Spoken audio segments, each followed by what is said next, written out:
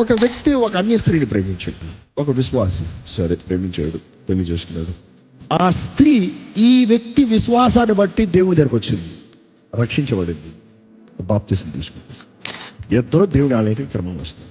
మధ్యలో ఎవడో పొలబెట్టిన దాన్ని బట్టి, లేకపోతే ఏదో జరిగిన దాన్ని బట్టి ఈ స్త్రీ అనవసరంగా వివాహమై అనేక సంవత్సరాలు అయిన తర్వాత ఆ గతంలో పలానా వ్యక్తి అని చెప్పింది. ఈయనకేం పట్టింది? దెయ్యం పట్టింది. గతంలో అట్లా చేసావా, అట్లా చేసావు చెప్పింది స్త్రీది తప్పు. ఎవరు చెప్తున్నాడు?